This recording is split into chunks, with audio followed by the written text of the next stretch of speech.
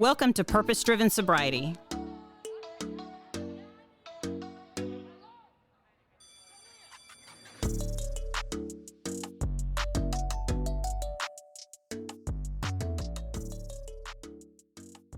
Hi, I'm Christine, and I'm an alcoholic. And welcome to Purpose Driven Sobriety. This is the first recording of this show, and I have my sister friend with me, Jennifer. Say hi, Jennifer. Hey, everybody. I'm Jennifer. I'm a grateful alcoholic. And we are. You know what the deal with this is? We pray that we are able to reach the person that is still suffering, the person that was us at one time. Absolutely. I want to give a quick history. This all has happened so quickly, just within the past 3 weeks. Jen, I don't know if you realize that. Several people had suggested that I do something like this, but it wasn't until Jennifer came into my office. We office in the same building. She came into my office, and I had been sharing about another person, and Jennifer said, you need an audience. Do you remember saying those words to me? Yeah. You need an audience. And that, for some reason, those words stuck with me. And so I went to social media and I said, I want to do this and I don't have a clue how. And, to look back at the last 3 weeks now, what God has done. I mean, it's just been, oh my goodness, I basically said, okay, I'm willing, and which is pretty important, right, in our lives, because that willingness, and open. Yeah, you were right. open. Exactly. So, it became a way with Rogue Media here and beautiful Mike that's helping us and the name, Purpose-Driven Sobriety. Purpose-Driven Sobriety is recovery. Purpose-driven, being sober and recovery is two different things to me. I can't imagine just not drinking.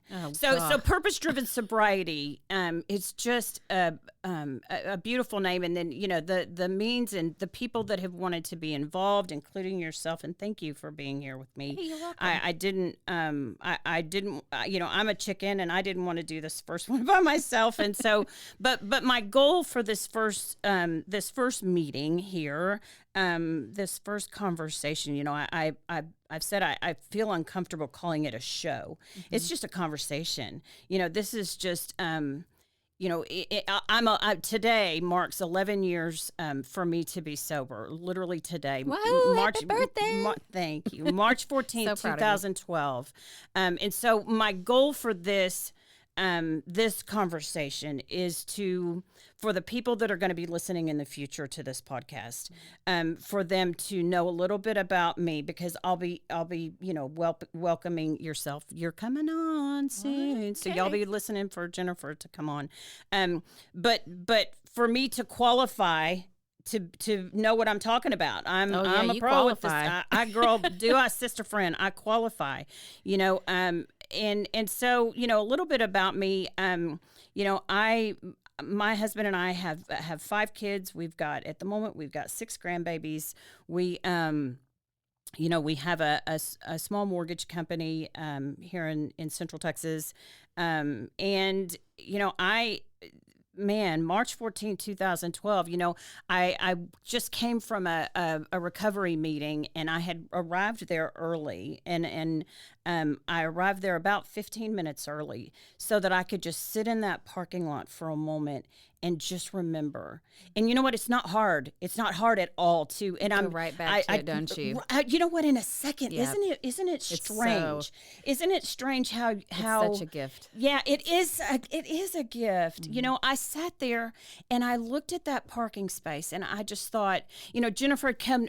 As I mentioned, we office in the same building, and Jen, you walked in this morning and telling me happy birthday, and I'm so grateful for that, and gave me a sweet gift, and I mentioned that at that moment 11 years ago, I was planning to take my life. Yeah. I was done.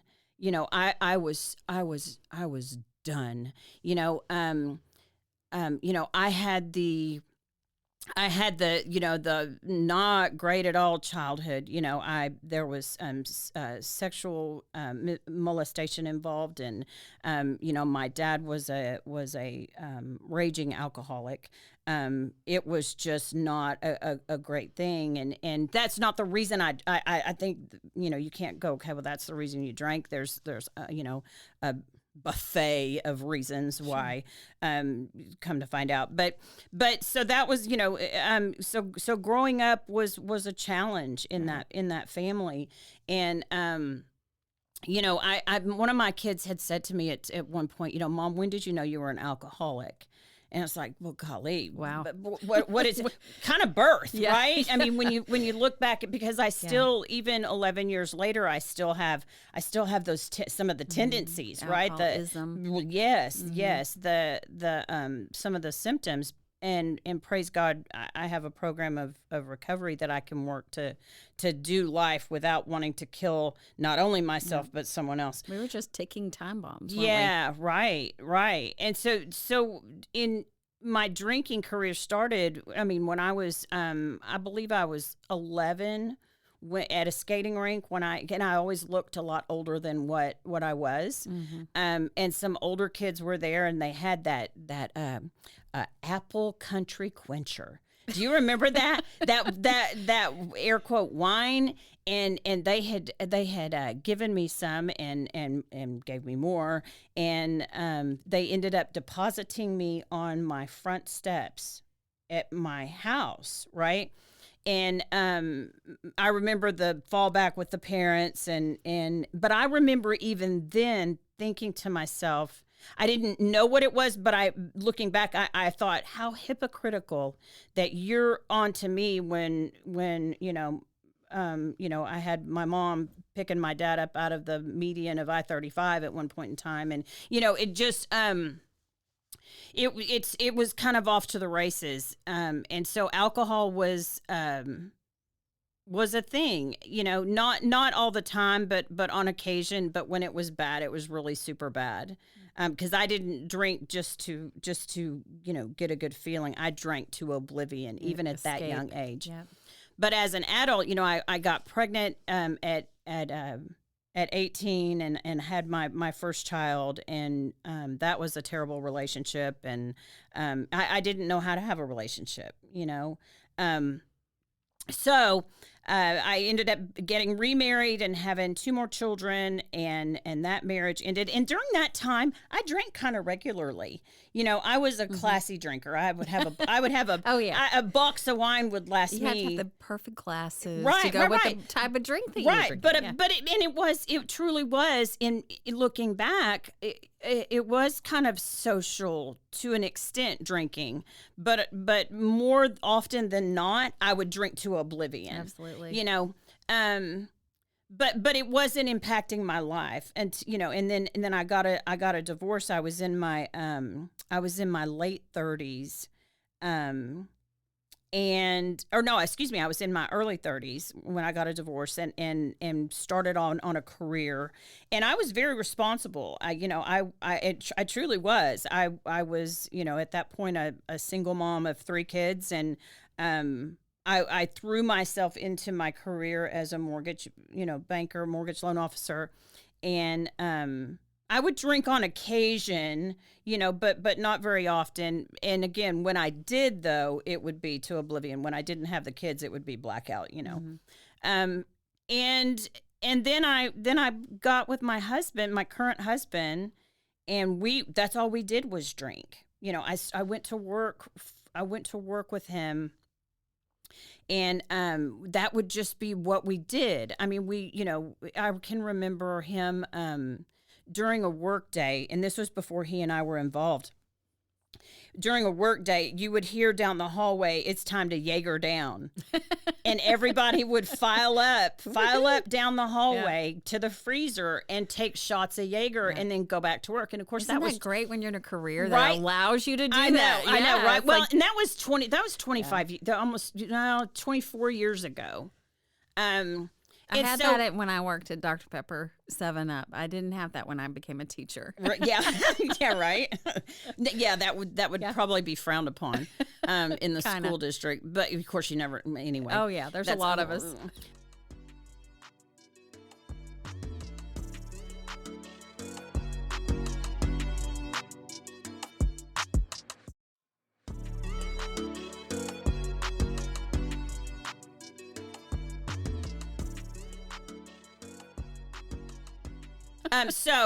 Anyway, so we, and then with my husband Rick and I, and you'll hear me refer to Rick all the time. Rick is he's my spirit animal. He's a pretty cool guy, but that's all we did was drink. I mean, we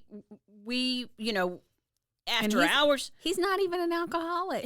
I know he's one of those weirdos. Yeah, he's one of those weirdos that can stop. But it got to be to where I was drinking a lot. I mean, every day, not to oblivion at first, but every single day there would be some drinking. And it just progressively got worse. I mean, and that's when I mentioned, my oldest son asking me, when did you know you were an alcoholic? And it's like, that's the scary part. That's the scary part, because we know that it's alcoholism, addiction, which alcoholism is an addiction. I am an addict, even though it's not drugs, and that really bothers me when people are, like I'm not an addict, I'm an alcoholic, and it's like, oh sweetheart, oh honey, yes, we know your secret. Same thing, yeah. Don't be that recovery snob, but anyway, that's the scary part, knowing that it's in my genes, because this gene pool is deep with this alcoholism. Like, you're a double winner. I'm a triple winner. I love alcoholics. I can always find them. Yes, and it's all the way back to, and I would love to know, how far alcoholism truly goes back in my family, but I can't imagine it just like doesn't stop. But so of my 3 biological children, I've told them, statistically, one of you's doomed. I mean, it's it doesn't have to be that way, but statistically, I'm just saying, if you're not careful, you need to be aware of your of your past, of your family history. Be aware of your mental state, because it's that one. I had a glass of tea in front of me the other day when another friend who was trying to learn about the program. She's got a sister that is one of us, but she asked me, when did you know you were an alcoholic? And we were having lunch here in town, and I had a glass of tea in front of me, and I said, she said, so when did you know you were an alcoholic? And I picked up my iced tea, and I took a sip, and I put it down. Mm-hmm. And I just looked at her, and she looked at me puzzled, and I said, it was that simple. Something, I don't know what it was, I don't know when it was or how it was. Yeah. Something activated that disease, and there was no turning back. Right. There was no turning back. Even if you wanted to. Even if I wanted to. Mm-hmm. Even if I was aware, which... the drinking, God bless him, Rick, he has, I'm convinced, somewhere hidden, the largest trophy for being the greatest enabler on the planet. And he almost loved me to death. Yeah. He would make excuses for me. He would, God bless him, he would buy it for me. I could manipulate that man. Oh, I could manipulate him. And it was a full-time job trying to figure out how I was going to get it, when I was going to get it, if it could get him to pick it up. If I was too drunk that morning to go to work, how am I going to, I know I'm going to be out of it. How am I going to get him to bring some home? Or, I know I can't drive, which I did 100 million times. I drove that car. I mean, when I think about how often I drove, not only with my children in the car, right? But just how often I drove completely wasted, it makes me physically Or sick like to my stomach. blackout. Oh, I my remember gosh. driving in a blackout. Yes, not remembering how you got home or where you're, waking up wondering who's mad at me. Where, thank goodness, usually I was at my house. I didn't have to worry about where I was. But it was just, it got masters of that game, don't we? Yes. Like, we know how to like work it and lie, manipulate and lie, and yes, so it got to the point where I would get in trouble, with Rick would get upset with me, and so I would go a day or so. The heat was on, so you had but he would get over it, and I could never go more than 2.5 or 3 days without drinking. I just couldn't. I would find a way to sweeten him up to where it's like I could get back. It was just a hamster wheel is what it was. And there came a point in time where I was drinking so much that I recognized, okay, I need to slow it down. It was, one of those things. And so I had gone. Did you feel an intervention coming on? Well, no, not even at that point in time, because it was just, it's so bizarre when you're in it and you think nobody knows. Mm-hmm. Nobody knows. They well, I had the advantage of my mother being a counselor and in recovery. Oh yeah, that sucks. That sucks. Yeah. So she had your number. She would look at me, give me the look. So. But you don't even. I found it offensive when they would mention my drinking. It's none of your business, first and foremost. It's my life, which now I see as just awful and so selfish and self-centered. And I didn't know how much it was affecting them. But it got to the point where I tried to stop on my own, and I was about almost to literally the 72-hour mark. And it was at nighttime, and I'll never forget this as long as I live. It was at nighttime, and Rick had already gone to bed, and I was on the couch in the living room, and I felt myself starting to have seizures. I mean, my body was moving uncontrollably.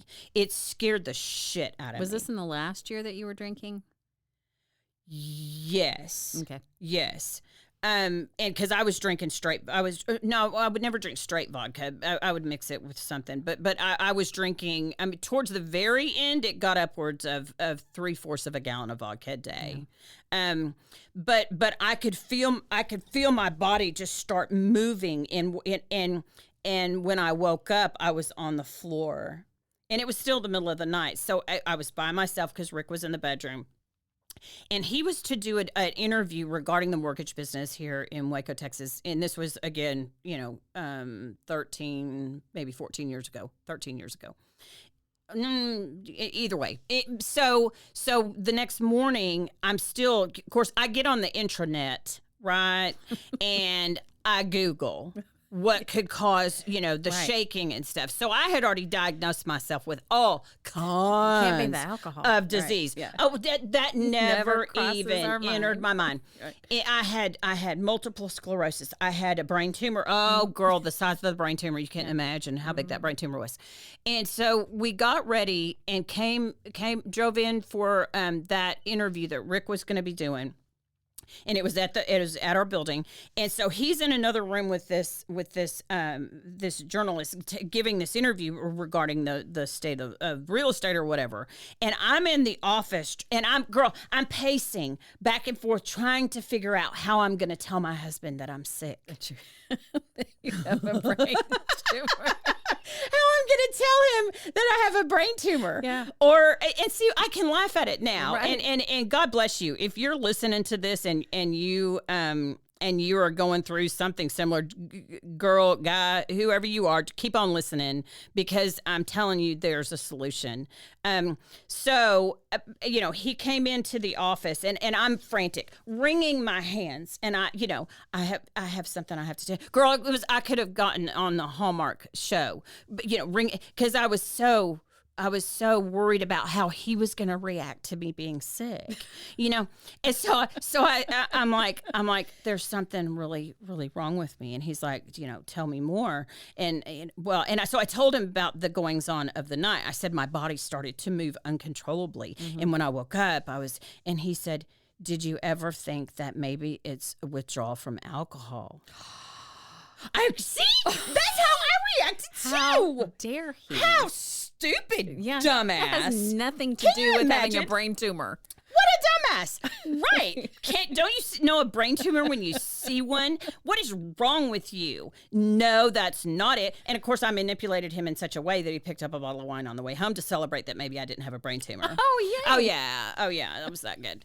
But that's kind of when the physical symptoms started. And it scared me bad enough. And he basically convinced me, you're not dying. You're okay. That's probably just your body getting rid of the what alcohol was left. And little did we both know, okay, that alcohol is the only drug you can die from the withdrawal. Yeah. Meth, coke, crank, all of that shit. You want to die, but alcohol, you can die from the withdrawal. We did not know how dangerous it was, what I was doing. Because quite frankly, I don't even think Rick knew how much I was drinking at that point in time. Because, girl, I had it hidden. Ooh, I had it hidden so good half the time I couldn't find it. So I'd buy more. But so that kind of was the start of the physical consequences of me trying to stop. So there hence the hamster wheel. I can't stop because then my body tries to die. So I have to drink more. I have to continue to drink. It was just awful. I would wake up in the morning and my hands would shake so much I couldn't even hold a pen. Yeah. I couldn't hold a pen. That happened more times than not, where I couldn't walk. From one room to the next without my body just having the most strange, but you get one drink in me and I was normal. Well, and you, at some point you were normal because I used to office right a couple of doors down from you, and I would watch you go into your office, close the door, and I wouldn't see you except to come out and smoke a cigarette outside. And then you come back in and then you close the door. Yep. I saw Rick way more, but because I was secluding in there, and I would have the little bottles of alcohol hidden in my office, to where I could just get a couple of nips to, just to get through the day, to where I could write. It was crazy. It was crazy, and so there was I can't remember what happened, and I had gone to the doctor. And of course, I didn't go to my regular doctor because, she's such a bitch. She had actually looked at me during that time. I had gone in for an ear. Too much? So I went in for an ear infection or something. It was just for a real, something was wrong. And she just looked at me and she said, "How much are you drinking?" And I was, why do they do that? I know, so rude. I was so offended, Jen. I was so offended. Yeah. And I'm like, "I'm here for an ear infection." And she said, "Let me tell you something. You are," how did she put this? "You are 5 years younger than I am, and you look like you're 20 years older than I am." Yeah. And I thought, well, fuck you. Yeah. So I swore I wasn't going to go back to her. Yeah, I didn't go back to her for a while. But I'd gone to another physician because I felt I was very nervous. So when I went to see him, I appeared, I'm sure because I was an actress, I could show you who you needed to actress. see. I've seen you on stage before. Right? I could be who you needed me to be, even for just a moment during that time.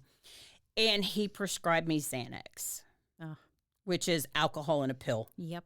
No, if you're taking Xanax, no, it's not for your nerves. It's alcohol in a pill, period, hands down. And when you mix that with alcohol, it's not a great thing. Well, at the point of time, it was a great thing. But so Amy Winehouse died. Oh.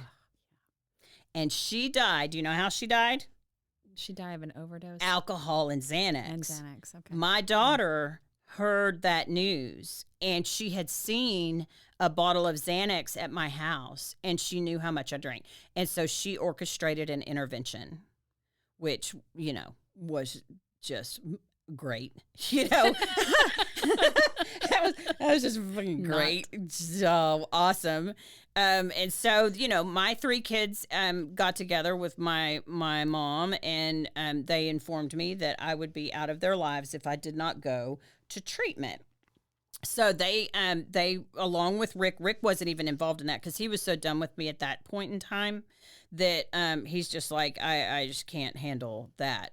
And but he did pay for me to go down to Austin Recovery down south.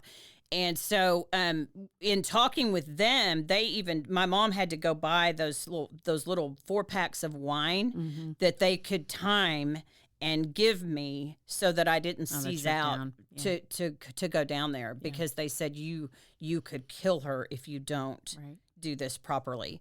And so I went down to Austin Recovery and I was the model patient. I don't think they called us patients. I think they called us clients or something. But I mean, girl. I had my binder and I had my sticky notes and I had my highlight. I had to have a highlighter. I had lots of cool pens, but my highlighters. I had to have a couple of highlighters because I was so organized. Did you get a big book? No. Okay. No, not during that time. They were 12-step based, but they only went as far as like 1 and 2 kind of, and then encourage you to go further when you got home. But I would go to all of the classes and I handed in all of my work and I was there early and I was sober. I looking back now, I can see where I didn't know what I didn't know. Yeah. I didn't know what I didn't know. And I what I mean by that is I truly thought, oh my gosh, I am sober for the first. Because they medically detoxed me. They had to rush me to the ER once because my blood pressure tanked out, and they're like, "You literally are gonna die if we don't take care of this." And so they medically detoxed me. That took, which usually should take about 3 days. That took a week for me before they could move me out of the detox area into general population. No, but it was a not a vacation. I didn't look at it that way, but I mean, I was sober. I did have a clear mind, and I thought that I had tackled it. I thought done, one and done. I'm sober. I know, but you know what? Life. I remember though, Rick came down for a family visit, and it was me and him and the psychologist. And we were still rocky. He was still trying to figure out if Rick wanted to still deal with me, kind of thing. And I, quite frankly, I didn't have an opinion on the matter at the time. I was kind of focused. I was enjoying learning stuff about myself, but I still didn't think I was an alcoholic. I knew I had a drinking problem. I knew that alcohol had gotten me to where I was, but the term alcoholic, those people live under bridges. Oh yeah, you know what I mean? With a bag, yeah. Right. Drinking Mad Dog. Yeah, there you have it, out of a paper bag.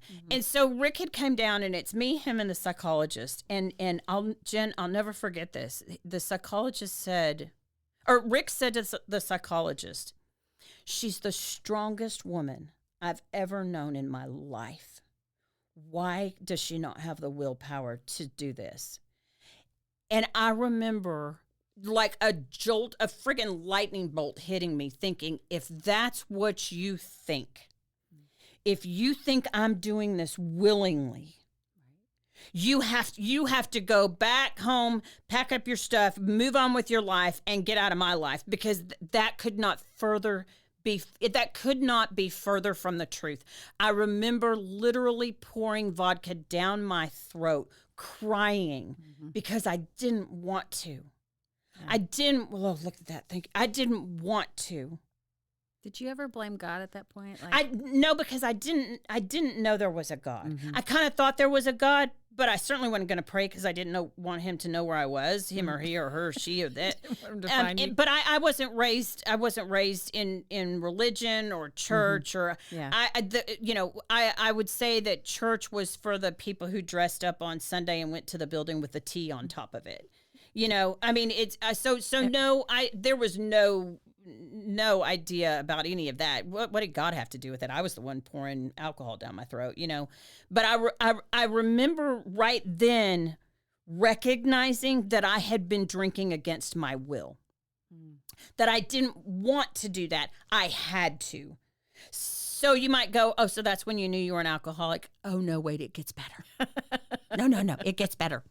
So there came an understanding that Rick saw, and I think he believed me when I said to him, "I am not doing this of my free will." But I'm sober now, so everything's going to be rainbows, unicorns, and puppy dog toes. And so he picked me up down in Austin after 30 some odd days, and they made suggestions as I was leaving that when I got home to check out some recovery meetings. And do what they said. I needed to further my education and my recovery, which was silly because I wasn't drinking. I was already sober. learned what you need to learn. What's the point? I'm not stupid. I have my binder to refer back to with all my color coded things, and Had you ever been indoctrinated or known about any kind of recovery? Never. Okay. Never. No, because my dad quit drinking. A long On his time own? ago. Did he quit on his own? Cold turkey. Wow. Mm-hmm. Oh yeah. Mm-hmm. Yeah. And it showed. Yeah. Now knowing what I know now. My dad was a dry drunk my entire life. And if you don't know what a dry drunk is, we drink alcohol for a reason. We may not even know what that reason is, but you take, alcohol was my solution. Elixir. You take the solution away, Mm-hmm. and I'm just a fucking crazy person. Oh, yeah. There's no way to decorate that pretty. Sorry for the language. No, I'm not sorry for the language. That's a lie. You take the alcohol away, and I just want to eat a bullet. Yeah, I was gonna say, do you feel like it kept you from killing yourself? Or killing someone else. Yeah, it was air. Yeah. It was food. It Right. was, I needed it to survive, Yeah. So we come back to Waco, and, I'm sober. And so I do go to a recovery meeting, and I sit, and I affectionately at this point, I call it the exit chair, because it's the chair closest to the door. Oh, yeah. We've all been there. Closest to the door, so that when all you losers are done talking about your stupid shit, I can get the hell out of here and say that I've been there, But I remember going to that meeting, and these people were talking about some really heavy shit. I mean, I had the car accident, and then I flipped the car and was unconscious, and then people were like, oh, ha, ha, ha, ha, ha, laughing at the most strange stuff. And I'm like, what the actual fuck is going on here? Why? I am not, clearly you people are not we're not in a drinker like I was, but I conquered it down in Austin. Sure. But, so I didn't have a relation with them. We weren't on the same level, Mm-mm. So, You had your highlighters and your notes. I did, my binder. I did. And I still have it today, by the way. But I remember it was a good 2 months. I rocked along that way. I would go to one of those meetings, once a week or so. I would grace you with my presence. And then I was in Walmart, okay? And I was in the beauty section with the travel size, the shampoos, the deodorants, the travel size that you could put in your travel bag. Fun stuff. And a conversation that I had a couple of years previous popped into my mind. And it was with a addiction doctor dude that was down in Temple that was talking to me. And he said, some people get so desperate that when they come in, they have been drinking mouthwash. Mm. And that conversation popped into my mind. And guess what popped into my basket? Okay. About 4 or 5 of those little bottles of Listerine. Now, so that was a thing, and because I actually shot one of them. I chugged it, just a little baby one, and in the parking lot, Right. when I got out to the car in the parking lot, and by the time I drove home, I was a little happy. You were feeling good. I was a little, I wasn't drunk or anything.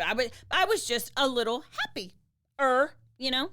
And I thought, well, You had bad by breath gosh, before, and now you don't. yeah, So yay. right. And if one would do that, I had four more.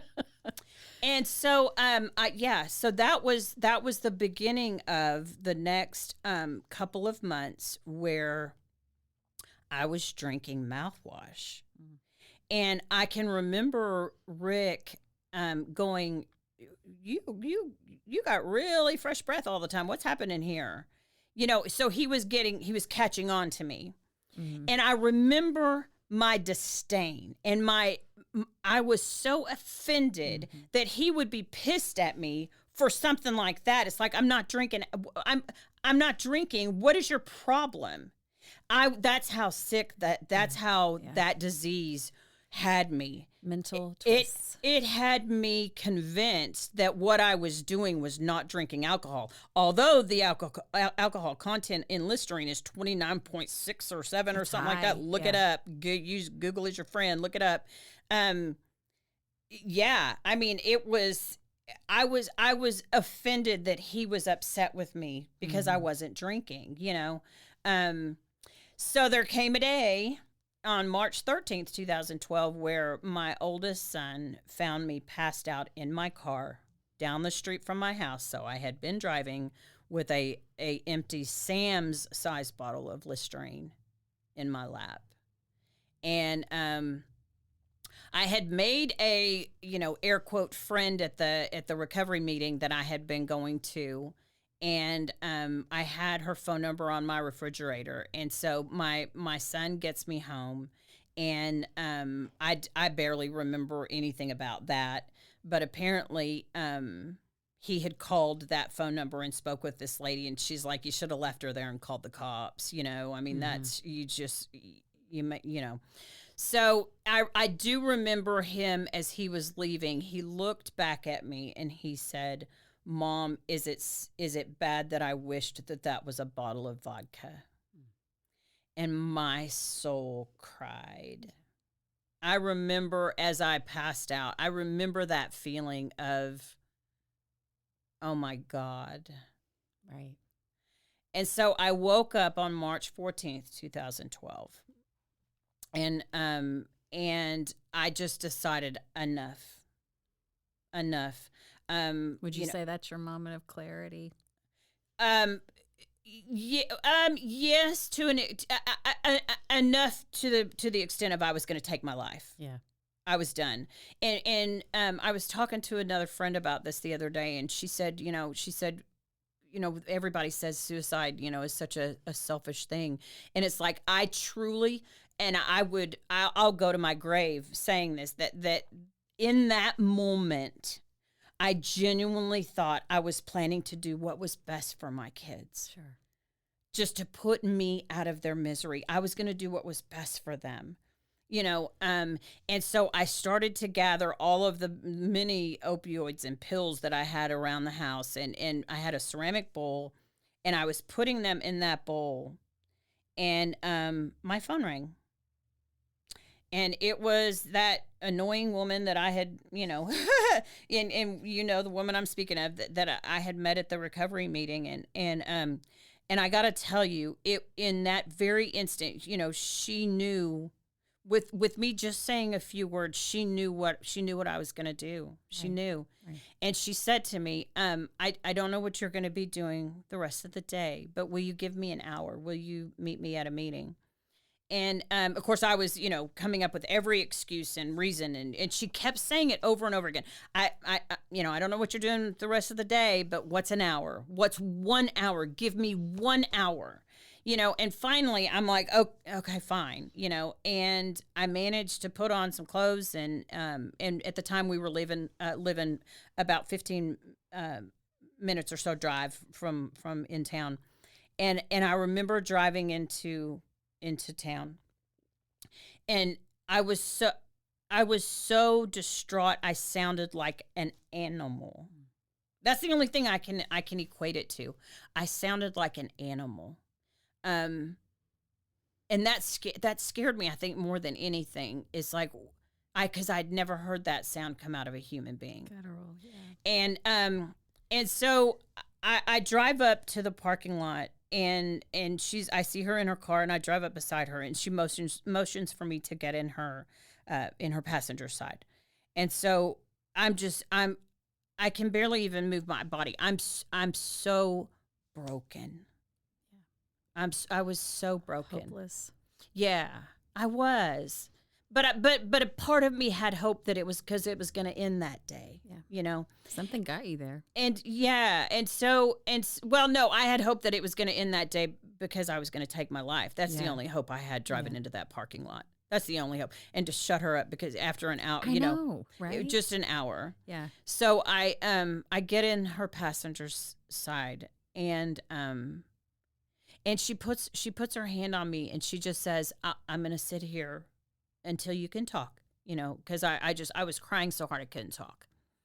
And I just remember thinking, well, that's fucking weird. I mean, that's okay. It's so I was just in all my feels. And so she says to me, she said, I want you to ask God what he thinks about you. And I remember kind of looking over at her thinking, are you fucking crazy? Do you know what I've been doing? Do you know the person that I am? You're trying to punish me more?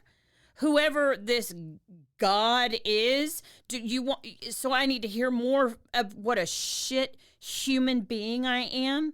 No, thanks. And her voice became elevated, and she said, I want you to ask God what he thinks about you. And she said, close your eyes. And so I closed my eyes, and she said, no, out loud. And I did. I closed my eyes. And I was able to get those words out. God, what do you think about me? And instantly, I heard 3 words. You are worthy. And I was instantly calm. And I looked over at her, and you'd swear she saw a ghost. Yeah. Because she just looked at me, and she's like, what'd he say? And I said, I just heard you are worthy. Yeah. And she said, I would have to agree. Can we go up to the meeting now? And I didn't know, because like I said, I didn't have a point of reference of who, what, where, when, how, nature, he, she, it, right. What had said those 3 words to me. Yeah. But I heard them just as clear as you can hear my voice right now. Mm-hmm. And I wanted to know what that was. Yeah. What was that? What did that mean to me? What did that mean? And so I went up to the meeting, and because I had a sobriety date, right? Yeah. Should have been in 2011, but I had a sobriety date, so I changed my date to March 14th, 2012. And that began a journey, a discovery, a life. I didn't want to die anymore. And it was, I don't know if I had an advantage of not having a conception of God, because now 11 years later, I can talk to people that are in the throes of addiction, and they have such resentments and anger towards towards God, that they're so turned off to the idea, so I don't, I know now that everything happens exactly the way it's supposed to happen. It just does. And I was at a meeting just before I came here to record this, and they were talking about having a spiritual experience as a result of doing certain things. Of course, leave it to me to do things bass-ackwards. I had a spiritual experience, and it's like, okay, what the fuck just happened? I need to know what that was, who that was, what's it, what is that, And I can remember asking that same woman who is still in my life today, who who do I pray to? You know, I've heard there's a Jesus. I heard there's a God. I heard there's some kind of spirit floating around. Which one? Yeah. Which one do I? That's Right. how little I knew, you know, about any of this. And it started a journey of trying to figure out who that was. You know, so for her, unfortunately for her, for the first little bit of time, she became God to me, because I needed something with skin on it that I could see and talk to, and you know, one of the most annoying things, and I know you're going to know about this because she's your person too. Oh yeah. When I would be in a freak out mode, you know, and I would call her and I would go, blah, you know, this is what's happening. And she's like, what did God say? And I'm like, I don't know. I'm calling you. You're supposed to be able to tell me what to do. Yeah. And she's like, well, why don't you ask God and then call me back and tell me what he said? Yeah. How annoying. Tell me about it. Just tell me what to do. Yeah. You know, I need the cheat sheet version. right. You talk to him all the time. Just tell me what he said about me. You've got a direct line to, yeah. Well, but you know what? So early on in my sobriety, you know, because she didn't make me call her every day. Of course, I called her every day, a couple of times a day. But I would call her in the morning, and I'm like, okay, what do I do? And she would be like, have you brushed your teeth? She would tell me to get the vacuum cleaner out. I've seen with like, mine was dishes. Are there any dirty dishes in the sink? Yeah. And I'm like, well, yeah. She's like, okay, go wash how's those. That's going to keep me sober. Right? Go wash those and then call me when you're done. Yeah. But you know what? I didn't know how to do life. I did not know how to be a human being species on this planet day in and day out. Without alcohol. Without alcohol. I know. Yeah. You know, someone would upset me.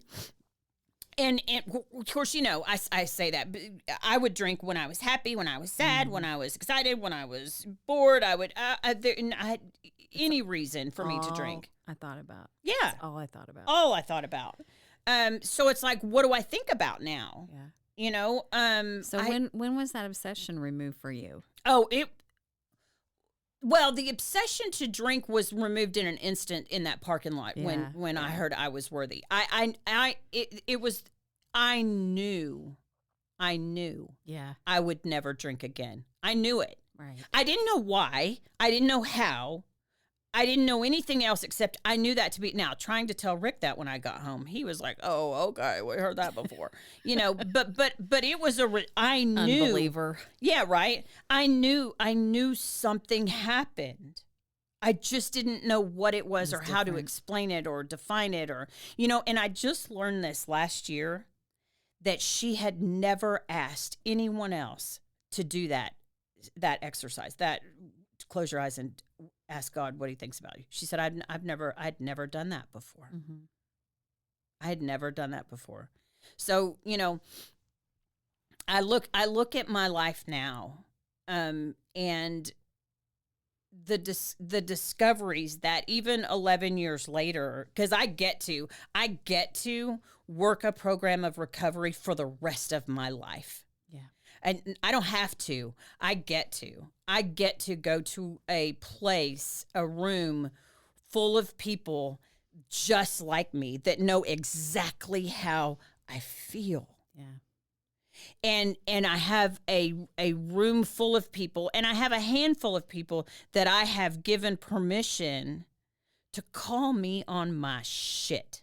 Absolutely. Because I got a lot of it. Yeah. Right? I've given authority to some people to say to me, you know, when I'm bitching about something or sharing about something, for someone to say to me, do you think maybe you're being a little selfish here? Or, you know, have you thought about it this way? Or you're acting like a jealous girlfriend. There you go. Okay, well, you don't have to go get personal. She and I had this conversation this past weekend. Isn't that what our relationships in recovery are now based on? It's honesty. Can you imagine? And here we've had people all our lives who were trying to be honest with us and tell us, you know, what their concerns were and what they saw, and we were just offended by it. Yeah, offended. Yeah, because they didn't. You know, that's very interesting that you say that, because you're right. It's like It's now. If Rick, even today, 11 years later, was to look at me and go, "Do you think you're being a little selfish here?" I would claw his eyes out and feed them to the neighbor's dog. Okay, make no mistake about it. I would, no, honey, you're not the one. You're not the one that's allowed to say that to me. Now, you can call my lady and tell on me, and she'll tell me that, but, you know, you're not, you have to, you know, like you, Jennifer, and you know, a couple of other ladies have earned the right to be honest with me. Yeah. You know? Yeah. Because I don't like the truth. A lot of times, man. It hurts. I don't like the truth. Yeah. It always hurts. You know, but it's beautiful. Yeah. You know, the relief that I get going into a meeting and just talking and sharing and listening to other people's problems, you know, to know that I'm not the only one that feels a certain way. It's beautiful the way that it works. And I'm so grateful for that, you know. And so when, you know, especially when you came to me and said, you really need to consider this podcast thing, that's where I'm like, I have no shame being an alcoholic. There is a meeting, you know, we live in Waco, Texas. There is a meeting here that it's a bunch of business women that we meet once a month. And there's at least 100 women, all walks of life, all businesses, all, you know, we meet at a swanky restaurant here, you know, fancy. And you know, we go around each of us and give a little commercial about our business, you know, 30 seconds or so, 20 seconds, 30 seconds, you know, this is my name, this is my business, and you know, what have you. And I remember the first time, I've been a member of that group for about probably 3 years now. And the first time I stood up, and I of course now I know it's to me it was divine, but I stood up and I said, "Hi, I'm Christina. I'm an alcoholic," and the room busted out in laughter. Yeah. And when I just kind of stood there, kind of looking at them, they're like, "Oh shit," she's like, "For real." And so it was funny because something changed. Yeah. It's like they recognized honesty. And I'm like, I'm not sure why I just said that, but yeah, I'm an alcoholic, and we have a mortgage company, you know, the Cohen Mortgage Group, and you know, if you need a loan, give us a call. You know, but the relationships and the conversations that have come from me doing that. And so subsequently every single month since then, I've introduced myself. "Hi, I'm Christine." And this, as a matter of fact, this last one was this past Friday. And I stood up and I said, "Hi, I'm Christine, and I'm an," and the whole room, Jennifer, the whole room said, "An alcoholic." That's awesome. And I'm like, "Yes, you're my people." Yeah. And everybody goes, "Hi, Christine." And so, you know, it's become. But you brought in a lot of people that way. Like they know you to be open, and you treasure your sobriety. You know, people know that about you, Christine. I do. And so, like, and you've brought people to our little group on Saturdays, you know, to that we're trying to figure it out, or maybe they were hurting so bad, and you know, the shame will keep you. Yeah. The shame will keep you from moving forward. The secrets for but you know, even hiding it, right? Even which, you know, we say, you know, secrets make you sick. I don't care if you're an alcoholic or not. Secrets make you sick. That's what's going to be beautiful about this podcast is whether you're an alcoholic addict or not, you still are screwed up. I can assure you, you are still screwed up. You are screwed in your head, and because we carry this treasure chest of masks around with us. You know, we have to be this way with this person. Oh, we're going here. Oh, we're going to be here. We got to be, you know, oh gosh, you know, it just becomes exhausting. And we wonder why we have anger and anxiety and resentments and ulcers and the illnesses that we have. So honesty, you know, is the one thing that in that women's group that I was talking about, the people that have reached out afterwards, like have messaged me or have found my phone number and sent me a text message or something and said, hey, can I talk to you? My mom is going through this. Or most recently, my sister, we don't know what we're going to do with her. Or I'm drinking a lot and I don't know if I have a problem, or, what I have found. Because if you're around me, and sometimes, and it's not, but I think at first, to my husband's chagrin, it was, if you're around me within a few minutes, not that I'm purposely thinking, how can I work this into the conversation? But I end up saying something along the lines of being an alcoholic. And I don't care who you are. But the beautiful thing that I've found is that when I show my guts, when I show what you think, what normal air quote people think is the worst thing, when I show you that to me it's my best thing, when I show you that I'm not afraid to be exactly who I am, something magical happens with that other person.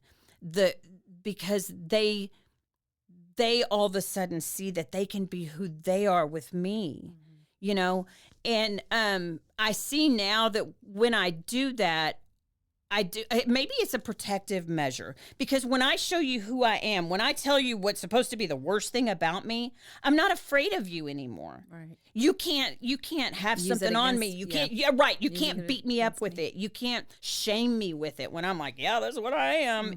Then we can move aside all the bullshit and be who we are with one another. It's just a beautiful thing, that honesty thing. It's such a rare treasure. It really is a rare treasure. That's why I wanted you to do this, because I felt like, you post a lot on Facebook. We're friends for a long time, and I read your memes and prayers and daily readings, but it doesn't really adequately capture you, and I think your genuineness, your authenticity, your integrity comes through. Thank you for that. When you're talking, and you keep, you remind me all the time to just be myself, and I have to. You're a good example for that. Thank you for that. Well, this is, it's going to be fun to see what happens with this, and I'm grateful to Rogue Media Network, and Mike Hamilton, for stepping up and going, hey kid, come this way, don't do this, you don't, kind of guiding me gently. But I've got people lined up that are willing to come and share their experience, strength, and hope. So with a person who is still suffering. I know, right? Can you, if we can reach one person to just say, you're not alone. Right. This is not your fault. You're responsible. This is not your fault. And there is a solution. There is hope. There is hope. That's the one thing that I had none of. I had no hope. Prior to March 14, 2012, I had no hope. And that was just lies. That was all the lies that I was telling myself. So, we'll see what's going to happen. I have had people step forward to sponsor shows because, my agreement when I sat down and had a conversation with God about this, because my lady taught me, to ask God before I do anything of substance, really anything. But my agreement with God was I want to try to keep my pride out of this. I want to keep my pride out. This is not about me. This is not about me. Right. This is about reaching the people and the loved ones. I want to have family members on here of alcoholics and addicts that, have gone into recovery with their loved ones and what their experiences were, and give them a voice. But my agreement with God was I wasn't going to pay for a single thing. And so far, and I don't know where I got 25 episodes from. I just pulled that out of my butt basically and just said, okay, I'll agree to do 25. Let's see what happens. And all but 8 of them now are paid for. Yeah. So I'm gonna keep coming back to this right here. I'm gonna keep coming back and hopefully. No, it's not hopefully. God's going to use this in such a way that he's going to reach that person who's still suffering. And there is hope. On Facebook, there is a Facebook page, Purpose Driven Sobriety. visit that. There's a private group that you can request to be a member of. My name is Christine Cohen, Koehn. Look me up on Facebook and follow. And Miss Jennifer, I cherish you. I cherish you too. I love you. You are my sister.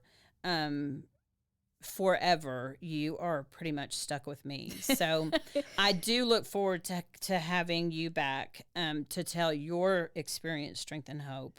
I'll pray about that. No, well, yeah, you don't. Yeah, we're gonna get you scheduled, Sister Fran. I feel the same about you, Christine, and I feel fortunate I get to walk this walk with you, and I really do rely on your guidance, your friendship, your sobriety. It motivates me and inspires me. It really does. Thank you for that. Thank you for listening to Purpose Driven Sobriety. Keep coming back. Thanks for listening to Purpose Driven Sobriety. Keep coming back.